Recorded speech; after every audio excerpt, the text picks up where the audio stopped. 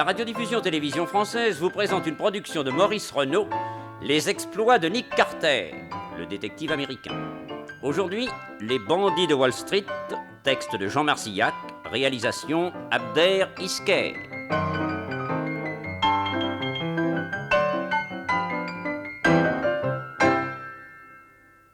Ici Maurice Renaud. Bonsoir mesdames, bonsoir mesdemoiselles, bonsoir messieurs. Comme nous vous l'avions annoncé au mois de juillet, avec la dernière émission des aventures d'Arsène Lupin, la même équipe qui vous a antérieurement présenté le célèbre gentleman cambrioleur et précédemment Sherlock Holmes, va faire revivre pour vous, dans cette nouvelle série, une autre grande figure de la littérature policière. J'ai nommé Nick Carter.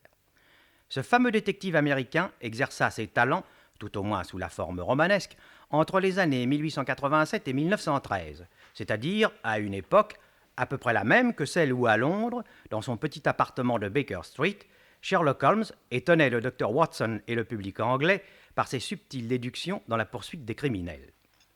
Nous devons cependant souligner tout de suite la différence qui existe entre Sherlock Holmes et Nick Carter. Nick Carter est surtout un homme d'action.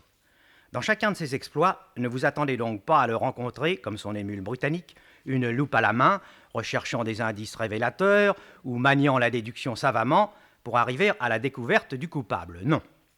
Cela pourra lui arriver, mais Nick Carter est avant tout un romantique à la façon des héros de Dumas, de ceux dont la formule est un caractère audacieux dans une destinée semée d'aventures. C'est par conséquent cette fois à une série d'émissions d'aventures que nous vous convions. Ne soyez donc pas surpris lorsque vous suivrez le détective américain se lançant témérairement sur les traces d'un dangereux criminel, tombant dans un piège et attendant héroïquement la mort. C'est ce comportement qui est à l'origine de la tradition Nick Carter et nous y resterons fidèles.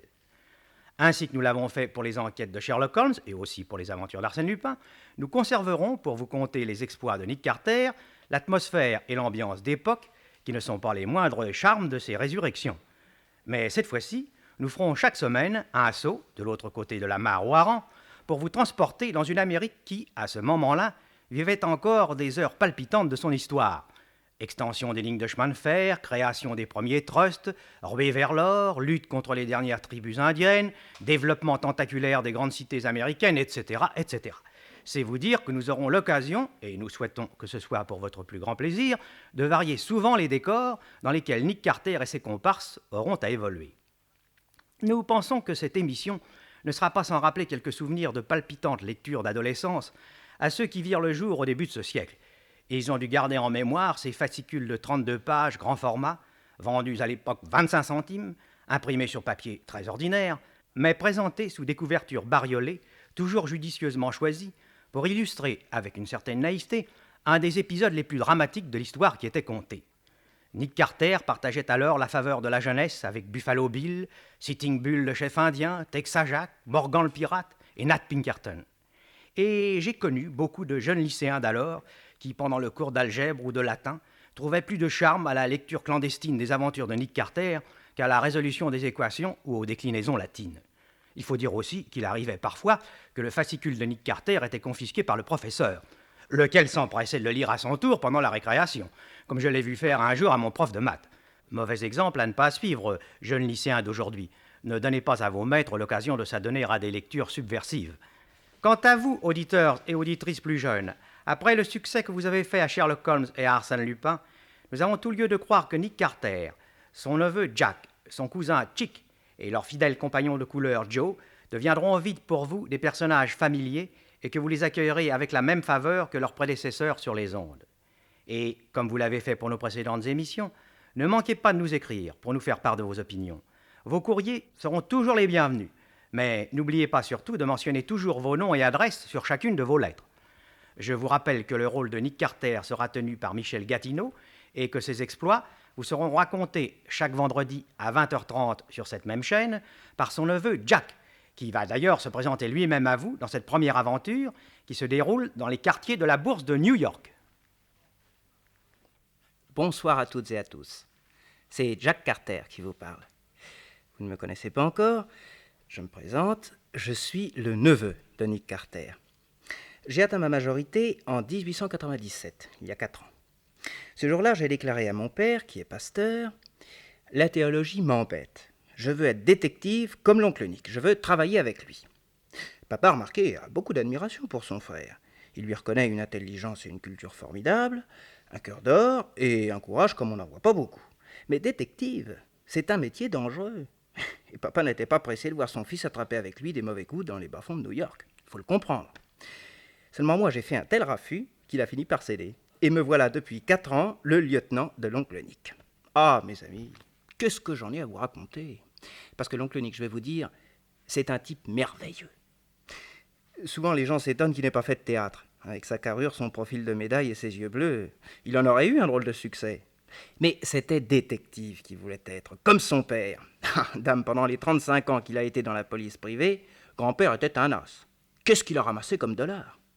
Et maintenant que le pauvre homme est mort, papa officie dans une église qu'il a fait construire entièrement à ses frais, et l'oncle Nick habite un hôtel particulier au 23 de Madison Avenue.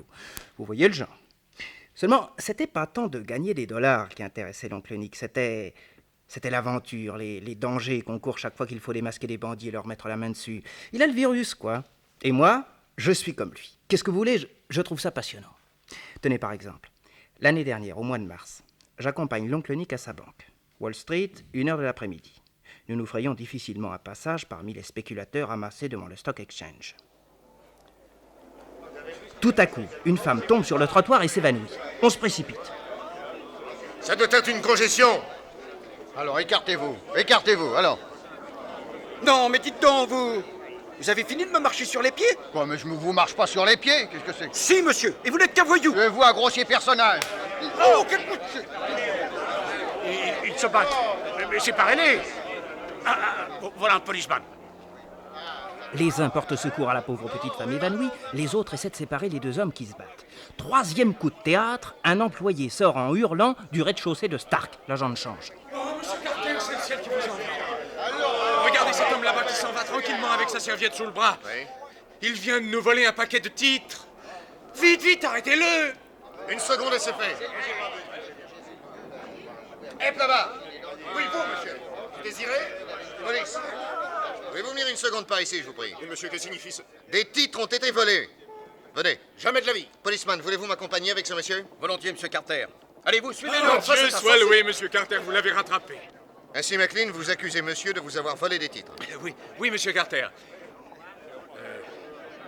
C'est-à-dire... Quoi? Ça, par exemple, c'est extraordinaire. Mais qu'est-ce qui vous prend? Eh ben... C'est lui et c'est pas lui. Expliquez-vous. L'homme qui nous a volés avait le chapeau de monsieur, son pardessus, ses chaussures jaunes, sa serviette noire. Mais il n'avait pas sa moustache. Enfin, cet homme est fou! Ah, pas du tout, monsieur, je ne suis pas fou. J'affirme que c'est vous qui avez commis le vol. Mais vous n'aviez pas de moustache. Alors elle a poussé pendant que je traversais la rue. Ah non, cette moustache est fausse.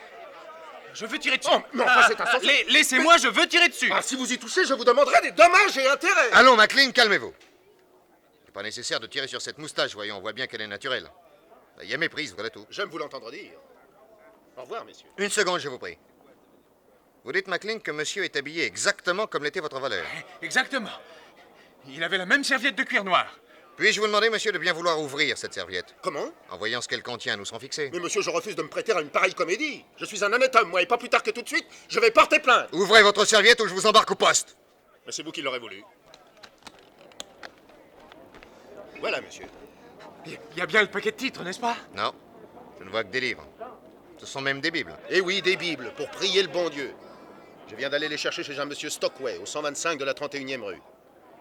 Il a bien voulu en faire cadeau à l'armée du salut, où je travaille. Je rentrais au quartier général quand vous m'avez scandaleusement arrêté. Je m'appelle Murdoch. Ah, monsieur Murdoch, je vous fais toutes mes excuses. Je les accepte. Au revoir, messieurs. Encore une seconde, monsieur Murdoch, je vous prie. Quoi, cette farce n'est pas encore finie? Non, monsieur. J'ai même l'impression qu'elle ne fait que commencer. Sur l'invitation de Nick Carter, nous entrons tous dans le hall de l'agent de change. Et M. Stark lui-même, qui revenait de déjeuner, supplia son employé de lui raconter ce qui s'était passé. Il faut d'abord que je vous décrive les lieux. Le hall était divisé en deux. D'abord la partie réservée aux clients, puis, derrière des guichets grillagés, celle où se tenaient les employés. Bien entendu, le public ne pouvait pas pénétrer derrière les guichets, tandis que les employés, eux, accédaient à la partie réservée à la clientèle en franchissant un portillon verrouillé par une serrure intérieure. Ils ne l'utilisaient d'ailleurs que rarement. Ils entraient et sortaient de l'agence par une petite porte donnant sur un couloir qui menait à une rue derrière l'immeuble. Vu? Bon. Je laisse maintenant la parole à ce pauvre Maclean. Ce qui s'est passé, messieurs, n'a pas duré 2 minutes. Je finissais de ficeler dans un journal un paquet de titres. On devait venir le chercher à 1h exactement. La pendule sonne, et voilà qu'un homme pénètre derrière nous par la petite porte du personnel et brandit un revolver, prêt à descendre le premier qui ferait un geste. Il y avait des clients? Non, en tout, on était 3 employés. Le bandit oblige mes camarades à se tourner face au mur, puis il vient à moi et il me demande « Ce sont les titres pour Monsieur Hayward ?» Je lui dis oui. Alors il m'oblige à mettre le paquet dans la serviette de cuir noir qu'il avait sous le bras. Quand j'ai fini, il reprend sa serviette, il ouvre le portillon et il sort par la porte réservée au public. On avait les jambes en coton. Mais peu à peu, je retrouve mon sang-froid et je me précipite dehors pour crier « Arrêtez-le !» C'est à ce moment-là, Monsieur Carter, que je vous ai vu. Vous avez remis à ce bandit tous les titres destinés à M. Hayward? Mesdames, j'avais le revolver sous le nez. Mais il n'y en avait pour 250 000 $. C'est moins cher que 2 balles dans la peau. Oh, Monsieur Carter, il faut absolument retrouver ce voleur. Puisque vous m'en priez, je m'y emploierai de mon mieux, Monsieur Stark. Dites-moi, Maclean. Quoi, vous connaissez? J'ai fait la connaissance de Monsieur Carter l'année dernière, à l'occasion du hold-up de la Western Bank. C'est mon guichet qu'on avait attaqué. Compliment! Vous portez bonheur aux maisons qui vous emploient. Dites-moi, Maclean. Oui, monsieur. Vous m'avez bien dit que le voleur était entré par cette petite porte qui donne sur l'intérieur des guichets. Ah, oui, Monsieur Carter, c'est par là que nous entrons et que nous sortons. Sur quoi donne cette porte? Sur un couloir qui mène à la petite rue derrière. L'entrée des artistes, en quelque sorte. Oui, si l'on peut dire. Mais je suppose que par là n'entre pas qui veut. Ah non, il y a un gardien qui contrôle les entrées et les sorties. Il ne doit quitter son poste sous aucun prétexte. Allons l'interroger. Pendant ce temps-là, Monsieur Murdoch voudra bien rester ici. Pardon? En compagnie du policeman. Soyez tranquille, Monsieur Carter, j'aurai l'œil. Oh, mais c'est un monstre, ça, alors. Si vous voulez me suivre, Monsieur Carter. Oui. Ah, on y voit goutte. Et pourquoi a-t-on éteint le gaz? Et d'habitude, où tient le gardien? Dans sa loge? Roberts? Hello, Roberts? Ça, il n'est pas là. Entrons. Oh, ils l'ont assassiné. Poussez-vous. Il est mort, un coup de couteau en pleine poitrine. Il aura voulu empêcher l'homme d'entrer. Pauvre Roberts, il était si dévoué. Jack, va téléphoner tout de suite à la police. Et tâche aussi de voir ce qu'est devenue la jolie dame qui s'est trouvée mal sur le trottoir. Si elle est encore là, amène-la moi, j'aurai quelques petites questions à lui poser. Bon, j'y vais. Dites-moi, Maclean, comment votre voleur a-t-il su que le paquet de titres que vous veniez de ficeler était pour ce monsieur Hayward? Parce qu'à 11h, sa secrétaire m'a téléphoné pour me dire qu'elle enverrait quelqu'un prendre les titres à 1h exactement. Et pourtant, hier soir, il avait été entendu avec M. Hayward que ce serait sa secrétaire elle-même qui viendrait chercher ses titres à 1h30. Il tenait essentiellement à ce que ce soit elle et personne d'autre. Qui est ce monsieur Hayward? William J. Hayward, un gros actionnaire de plusieurs compagnies de chemin de fer et promoteur d'entreprises considérables. Ah, mais je le connais très bien, c'est un des plus puissants de Wall Street. Nous faisons partie du même club. Mais quand lui avez-vous vendu ces titres? Et hier soir, après la clôture du marché. Et ce sont des titres nominatifs? Malheureusement non, ils sont au porteur et facilement négociables. Ah. Où la vente a-t-elle été conclue? Dans le bureau de M. Hayward, à Wall Street. Ah, bah, il y avait un témoin. Uniquement sa secrétaire. Elle est à son service depuis 25 ans et il a en elle une extrême confiance. Il tenait au plus grand secret sur ses achats de titres. Et quand vos employés ont-ils connu cette transaction? Ce matin, à 10h. Bah, pourquoi pas hier soir? Mais parce que l'affaire a été conclue assez tard et je suis rentré directement dîner chez moi. Donc, l'assassin n'a pas pu connaître l'achat de ces titres par l'indiscrétion d'un de vos employés. Pour un hold-up de ce genre, il faut une sérieuse préparation. Et l'on ne montera pas de l'idée que l'attaque a été combinée cette nuit entre plusieurs complices. D'abord, la dame qui a fait semblant de se trouver mal. Puis l'homme qui a cherché querelle à un autre pour attirer les policemen pendant que se commettait le vol. Enfin, peut-être ce monsieur Murdoch.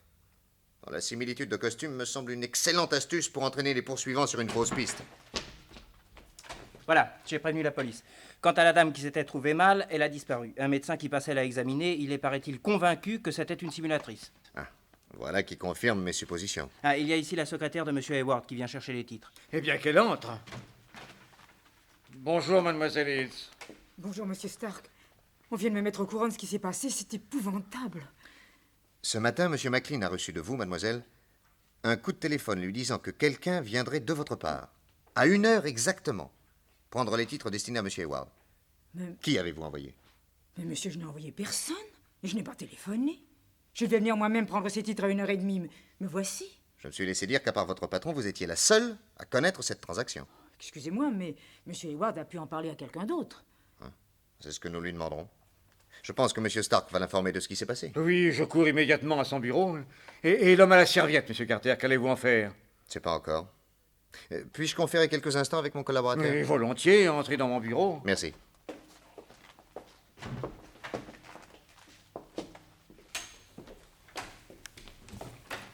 Alors, oncle Nick? Eh bien, nous sommes en présence de 5 suspects. 5? Moi, en tout cas, je vois Murdoch. Oui, naturellement. Mais attention, la similitude de costume peut être l'effet d'un hasard. Et McLean peut se tromper sur certains détails du signalement qu'il nous a donné. Il y a aussi la secrétaire.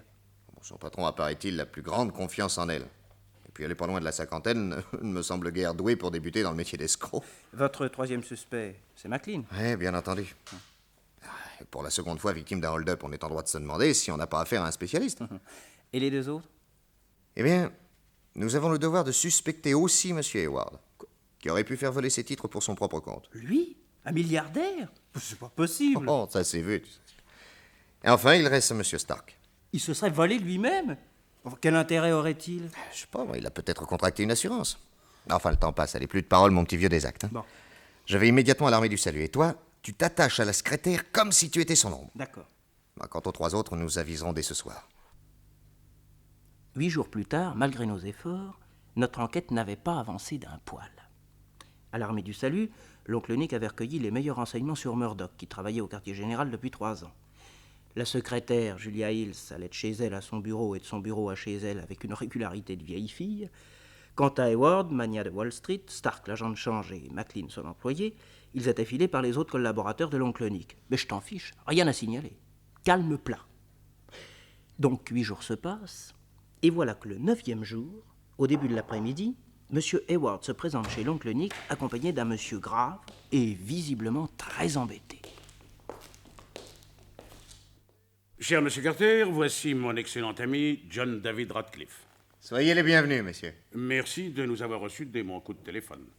Ce que nous avons à vous dire est strictement confidentiel. Veuillez, mon cher Radcliffe, montrer à Monsieur Carter le document que vous avez dans votre portefeuille. Le voici. Curieux. Oui, c'est un contrat en langage chiffré relatif à la plus grande des entreprises auxquelles je m'attache en ce moment. Il s'agit d'une affaire d'1 demi-milliard de dollars.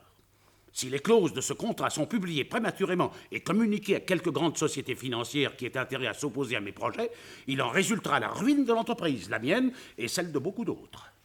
Et le but de ce contrat? Il s'agit d'opérer la fusion des 6 principales compagnies de chemin de fer des États-Unis avec 3 grandes compagnies transatlantiques. 2 banques de Boston, ainsi que mon ami Radcliffe, sont intéressées avec moi au succès de cette affaire. Elle exige l'investissement d'énormes capitaux. Étant donné que nous sommes encore loin de tenir toutes les compagnies de chemin de fer, vous concevez que le rachat de leurs actions en bourse doit se faire avec des précautions infinies. Oui, je m'en doute. Il y a 8 jours seulement que mon ami Radcliffe a été associé à cette affaire. Vous voyez, il y a déjà plusieurs signatures au bas de la dernière page. Nous sommes liés collectivement par ce contrat secret qui stipule nos obligations communes. Mais dites-moi, ce document me semble bien important pour être transporté aussi simplement dans un portefeuille. Il est chiffré, monsieur. Enfin, vous ne croyez pas qu'une personne experte réussirait à le traduire? C'est évidemment toujours à craindre. Or, il fallait que la signature de mon ami Radcliffe fût également apposée au bas de ce contrat. Ma femme, allant passer le week-end chez lui à Boston, le lui a apporté et remis en main propre. Parallèlement, j'avais expédié par lettre recommandée le chiffre qui en permettait la lecture. Ah, sage précaution. J'ai donc signé le contrat. J'ai retourné le code par la poste et j'ai rapporté moi-même aujourd'hui à New York le document à mon ami Hayward. Tout cela est parfait. Non, car voici ce qui est arrivé ce matin dans le train pendant le trajet de Boston à New York. Il y avait assise en face de moi une jeune fille charmante, la fille de l'importateur Vanderlift. Nous avons sympathisé. Et quand le train est arrivé à la gare de la 42e rue, elle m'a dit « Le coupé de papa vient me chercher, nous habitons près du Waldorf Hotel.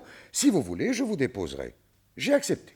Et le cocher a pris le chemin qui l'a conduit d'abord au domicile de sa maîtresse, Une demeure somptueuse.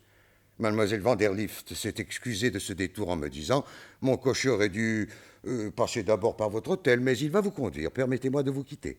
J'espère avoir le plaisir de vous revoir. » Là-dessus, son cocher m'emmène au Waldorf. En cours de route, je me sens pris d'un léger malaise, une sorte d'étourdissement, qui ne dura pas, du moins me semble-t-il. Et je prends enfin possession de mon appartement à l'hôtel. C'est à ce moment-là qu'une chose m'a étonné. En remontant ma montre, je m'aperçois qu'elle marque 1 heure de plus qu'elle ne devrait.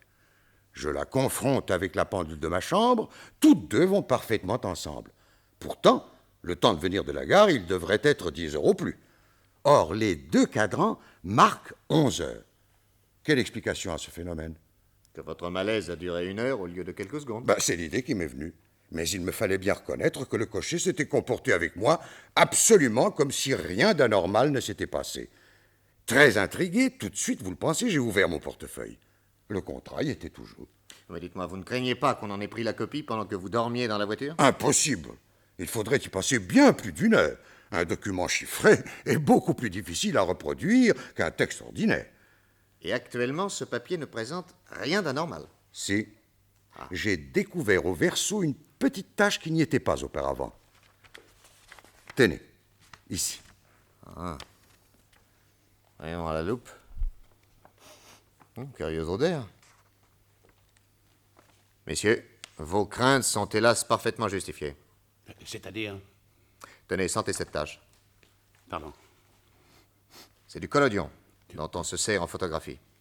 Il n'y a plus aucun doute, on a photographié ce contrat. Et l'épreuve est entre les mains de la pseudo-mademoiselle Vanderclift et de ses complices. Mais c'est la catastrophe! Attendez. Ils n'ont pas la clé du chiffre, à première vue, elle me semble passablement difficile à deviner. Il leur faut bien 2 ou 3 jours pour s'en sortir. Je vais m'occuper de ces gens-là immédiatement. Votre prix sera le nôtre, Monsieur Carter. Dites-moi, Monsieur Radcliffe, votre jeune fille, elle n'est pas un grain de beauté près de l'oreille gauche? Oui, vous la connaissez? C'est elle qui a fait semblant de s'évanouir pendant qu'on volait vos titres chez Stark, Monsieur Hayward. Vous croyez que c'est la même bande? Aucun doute. Pour moi, ils ont eu vent de l'entreprise dont vous m'avez parlé et ils veulent réaliser une grosse fortune en achetant au cours actuel les actions des compagnies de chemin de fer que vous voulez faire passer sous votre contrôle. Parbleu, d'ici que nous ayons réussi l'opération, la valeur des actions aura doublé. Seulement encore faudrait-il qu'ils aient l'argent pour les acheter. C'est pourquoi ils ont commis le vol chez Stark. D'autre part, il leur fallait la copie du contrat pour savoir quelle compagnie de chemin de fer était visée. C'est pourquoi, Monsieur Radcliffe, vous avez été drogué. Mais c'est insensé, oui. Monsieur Hayward, qui connaît l'existence de ce contrat et du chiffre? Uniquement les associés. Oui, mais en dehors d'eux. Ma secrétaire, naturellement. Personne d'autre? Non, absolument personne. Donc, une indiscrétion ne pourrait venir que d'elle. Depuis 25 ans qu'elle travaille avec moi, Monsieur Carter, je n'ai pas d'exemple qu'elle ait jamais trahi un secret. Elle gagne très bien sa vie et n'a aucun besoin. Elle sait que je lui verserai une très belle retraite. Ce n'est donc pas l'argent qui pourrait l'inciter à agir malhonnêtement. Et l'amour? Oh, pauvre fille. Elle ne s'est jamais intéressée aux hommes. Il serait bien tard pour qu'elle commence. Oui, mais enfin, quelqu'un a tout de même mis la bande au courant du voyage de M. Radcliffe. Oui. Mais qui? Oui. Qui? À la suite de ce rebondissement du drame de Wall Street, l'oncle Nick me demanda de surveiller de plus près encore Julia Hills, la secrétaire de Hayward. Elle habitait un petit appartement au premier étage d'une maison de Leighton Square. Le rez-de-chaussée était occupé par la propriétaire, la vieille demoiselle Bisbee, que je suis allé interroger le soir même. Vous êtes de la police? C'est la première fois en 40 ans, m'entendez-vous? La première fois qu'un policier met les pieds ici. Je suis ravi de ce privilège, madame. Appelez-moi mademoiselle, j'y ai droit. Ainsi, mademoiselle, vous logez Julia Hills. Mon Dieu! Qu'est-ce qu'elle a fait? Rien du tout, au contraire. Elle est proposée pour un prix de vertu. Je procède à l'enquête d'usage. Ce sera pour elle une si belle surprise que je vous demande surtout de ne pas lui parler de ma visite. Regardez-moi, je suis un tombeau. Je m'en doutais. Un petit whisky? Volontiers.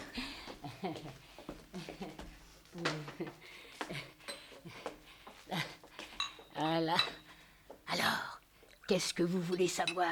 Ce que vous pensez de Julia Hills. Ce que j'en pense? Mais c'est une sainte fille. Elle mérite tout le bonheur possible. Voit-elle beaucoup de monde? Non, son frère, une fois de temps en temps. Il lui donne, je crois, assez de soucis. Ah, quel sujet? Il est malade? Ça, je ne sais pas. Elle n'en parle presque jamais. Ouais. Et des amis, elle a des amis? Non, personne. Ah, à part mademoiselle Flora, oui, qui habite l'appartement du premier. Et ce sont vos seuls locataires? Oui. Qui est cette mademoiselle Flora? Ah, ça, une bien jolie demoiselle qui écrit dans des magazines féminins. Sous son nom? Non, elle a, paraît-il, différents pseudonymes. Tenez, par exemple, je ne sais pas si vous avez lu dans l'American Lady Magazine les conseils de Tante Marie. Non. Eh ben, Tante Marie, il paraît que c'est elle. Ah, oui, elle est devenue l'amie intime de Julia. Chut, tenez, les voilà qui descendent. Cachez-vous vite. Elles vont sûrement au théâtre. En risquant un œil, je vis effectivement Julia Hill sortir avec une jeune femme de silhouette fort élégante, mais dont le visage était caché par une épaisse voilette. Je prends rapidement congé de mademoiselle Bisbee et je me mets à suivre les deux amies, qui m'emmènent non pas au théâtre, mais dans un coin sordide de Harlem. Peut-être allait-elle visiter des pauvres. Là, elles entrent dans une vieille baraque, au milieu d'un terrain entouré d'un mur. Je saute le mur, je m'approche, et j'aperçois de la lumière dans une pièce derrière. Je grimpe en équilibre instable sur une planche placée en travers d'un tonneau rempli d'eau de pluie, et je regarde. Qu'est-ce que je vois? Autour d'une table, le nommé Murdoch, puis l'homme qui avait cherché querelle à un autre au moment du vol des titres, puis un inconnu qui devait être le chef, encore deux types à mine de voyous, enfin Julia, qui avait l'air terrorisée, et Flora. Quand celle-ci releva sa voilette, je reconnus sans peine la femme qui avait fait semblant de se trouver mal. Toute la bande était là. La fenêtre était mal fermée. Je tendis l'oreille. Ce matin, mes amis, on a photographié le contrat. Ah oui? Voilà les preuves. Tiens, Vous pouvez regarder. voir. Vous n'y comprendrez rien. Il est en langage chiffré. Naturellement, ma chère Julia, ça, vous le saviez. Répondez ou je cogne. Oui. Mais. Et vous vous disiez en rigolant, puisqu'ils y tiennent à ce contrat, qu'ils le volent. Après, ils ne seront pas plus avancés. Seulement moi, ma petite Julia, ce qui m'intéresse, c'est pas le papier. C'est ce qu'il y a d'écrit dessus. Alors maintenant, il faut me procurer la clé du chiffre. Mais je ne l'ai pas. Si. Oh, je vous jure. Ton patron n'a rien de caché pour toi. Et demain soir, à 10h au plus tard, je veux que tu me remettes la clé du chiffre. Mais je vous jure que je ne l'ai pas. Tu l'as et tu me la donneras. Sinon, j'envoie à la police le papier que j'ai fait signer à ton cher petit frère. N'oublie pas qu'il est mon prisonnier et qu'il reconnaît noir sur blanc être l'auteur du cambriolage de la bijouterie Benton. Il y a eu un mort. Alors si tu veux pas qu'il aille finir ses jours à Sing Sing, c'est l'occasion ou jamais de lui prouver que tu l'aimes. Oh non, faites pas ça, non. Demain soir, vous aurez la clé. Mais qu'est-ce que c'est que ça? Mais qu'est-ce que c'est, quoi? Dis donc, mais qu'est-ce qui se passe?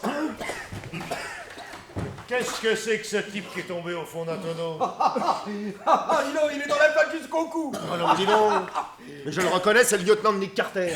Hein? Oui, de Nick Carter, oui. Nick Carter. Tiens. Voyez-moi le petit curieux. Viens ici, toi. Viens ici. On va te faire causer un peu. Le lendemain soir, chez l'oncle Nick, on commençait à être sérieusement inquiet sur mon sort. Nick ne cachait pas son angoisse à ses deux autres collaborateurs, son cousin Chick et notre fidèle et brave noir Black Joe, qui se serait fait tuer pour son patron. Il n'y a qu'une explication possible. En filant Julia Hills, Jack est tombé entre les mains des bandits. Ça prouverait qu'on est sur la bonne piste. Oui. Mais si Jack a été pris pendant qu'il la suivait, deux conclusions s'imposent. Primo, c'est la secrétaire qui trahit son patron. C'est sûrement elle qui a renseigné les malfaiteurs pour le vol des titres et celui du contrat. Ah oui, ça semble évident. Et secondo, ceux qui ont pris Jack font certainement partie de la bande. Sinon, il n'aurait pas eu de raison d'avoir peur de lui parce qu'il suivait Julia. Moralité, on est sur la bonne voie et Julia est une garce. Je vais aller lui dire 2 mots, moi. Je taperai dessus jusqu'à ce qu'elle dise où est Jacques. Non, Joe, non. C'est sur elle que reposent maintenant toutes nos chances de succès. Ce serait une bêtise de nous découvrir. Écoutez, vous deux, vous allez prendre désormais Julia en filature. Peut-être vous mènera-t-elle jusqu'à l'endroit où Jack est séquestré. Qu'est-ce que c'est? C'est un cocher qui vient avec un mot de Monsieur Hayward. Donnez, Joseph. Merci. Cher monsieur, J'essaie vainement de vous téléphoner. Votre appareil serait-il en réparation? Il y a du nouveau. J'ai ici actuellement chez moi une personne avec laquelle une conversation à trois est urgente. Je vous envoie mon coupé. Venez vite, merci et bien amicalement. Hayward. J'y vais. Attention, Nick. Connaissez-vous bien l'écriture d'Hayward? Oui. Elle me semble authentique. Comment elle vous semble, patron?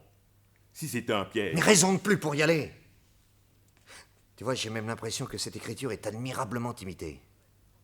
Joseph, mon par-dessus et mon chapeau. Bien, monsieur. Patron, je vais avec vous. Non. Tu files Julia Hills avec Chic. Quant à moi, t'inquiète pas, va, j'ai tout ce qu'il faut pour me défendre. J'ai pas confiance. Ces gens-là sont des assassins. S'ils vous tuaient... Mais n'aie pas peur. J'ai comme un vilain pressentiment. Mais si c'est un piège, c'est l'occasion jamais d'en profiter.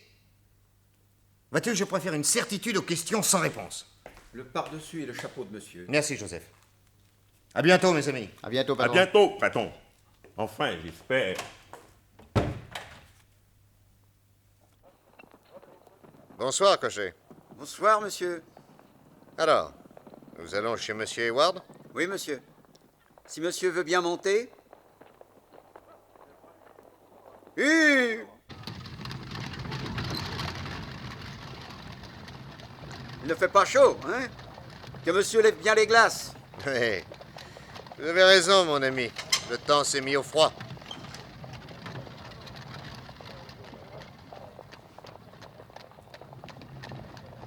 Ce cocher a une tête d'honnête homme. Ça devrait m'inquiéter, ça. Bon. Après tout, ce coupé est tellement luxueux qu'en fin de compte, il pourrait bien appartenir à cet excellent Hayward. Qu'est-ce que j'ai? Je me sens crever ce soir. Mais qu'est-ce qui se passe? Oh, j'ai sommeil. Ah oui, un petit somme. Oh, oh non, mais est-ce que j'ai sommeil?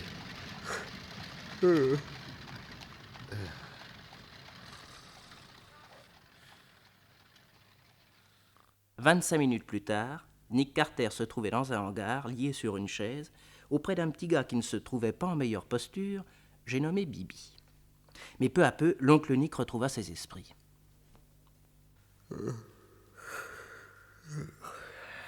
Où suis-je?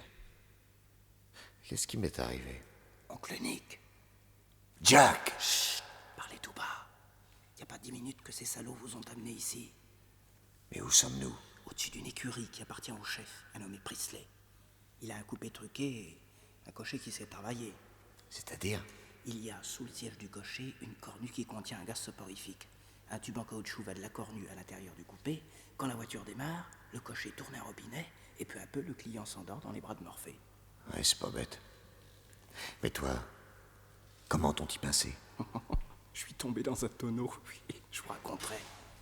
Et alors tu les as dénichés en filant Julia Hills? Oui, mais moi je leur ai raconté que c'était Murdoch que j'avais suivi. Bah tu as très bien fait. J'ai lancé Chick sur les traces de Julia. Si elle revient ici, il y a de l'espoir. Formidable. Quoi? Elle doit revenir ici ce soir apporter la clé du chiffre pour qu'il puisse lire le document. Oh, Dieu est avec nous. Chut, attention, on vient.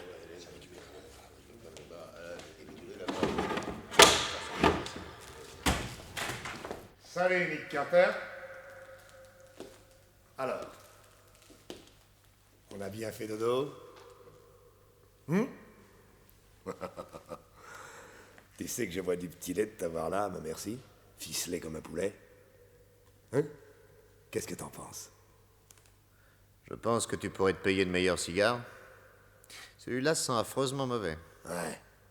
Un monsieur est délicat. Eh oui. C'est toute la différence entre nous. Ouais. Ben l'heure est venue de me venger, Nick. Et de venger tous mes copains qui moisissent en prison. À cause de toi.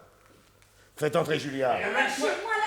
Lâchez-moi Allez, là! oh! Lâchez-moi! Rentre-toi plus vite que ça! Vous me faites mal. Alors, tu reconnais Nick Carter et son neveu? Oui. Ah! Eh bien, ils vont mourir. Mourir devant toi. Histoire de te faire comprendre que si tu n'as pas pu m'apporter la clé du chiffre, il faut absolument que tu te débrouilles pour me l'avoir demain. Sinon, demain, ton frère subira le même sort que ces deux gentlemen. Regarde bien. Qu'est-ce que vous allez faire? Les pendre et les marquer au couteau.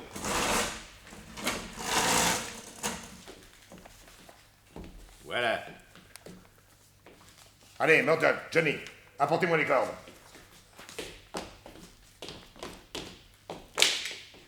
Avez-vous, cher Nick Carter, un dernier vœu à exprimer? Oui. Ta cravate est ridicule. Ne la mets plus jamais. Ouais. Eh bien, en attendant, nous, on va t'en mettre une. Une belle. Une solide. Ah, on n'a pas regardé à la dépense. Allez, faites-les monter sur ces caisses. Allez! Ah! Bon. Maintenant, passez-leur la corde au cou. Oh les mains, qu'est-ce que c'est? D'où ils sortent, cela? Ah, on a filé Julia Hills et nous voilà, cher monsieur. Un seul geste et on vous abat comme des lapins. Joe, coupe la corde aux prisonniers. Oh, attention! Il dégringole, on dirait des pipes! Il dégringole, on dirait des pipes! Mon revolver est vide! Tirez pas, je me rends! Attention, Joe, derrière toi par terre! Leur chef a un couteau! Oh, bandit! Oh! Il a son compte. Oui, et ses petits copains aussi. Allez, achève de nous détacher, Chick. Voilà, patron. Eh ben, sans vous, mes petits vieux, on était bien fichus. Merci. Et voilà comment s'est terminée l'affaire des bandits de Wall Street. On a retrouvé dans la baraque les titres volés, et toute la bande a fini en prison. Le chef qui avait assassiné le gardien Roberts a eu droit à la chaise électrique. Quant à Julia Hills, en raison de ses bons et loyaux services, elle a bénéficié du pardon de M. Hayward. Et comme d'usage, après chaque victoire, l'oncle Nick et moi, on s'est mis au piano, et on a joué à 4 mains notre petit cakewalk favori.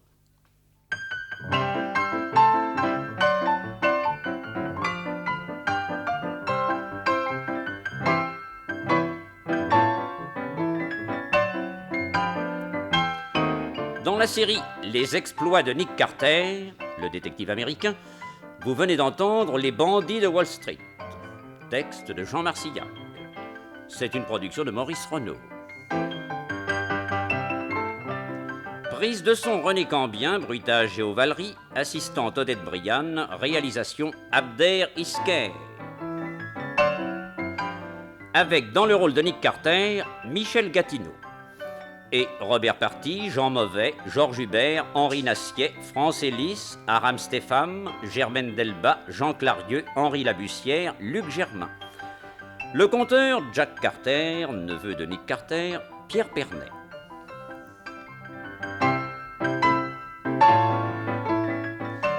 Vous entendrez vendredi prochain à 20h30 sur cette même chaîne un nouvel exploit de Nick Carter, la Caverne Rouge.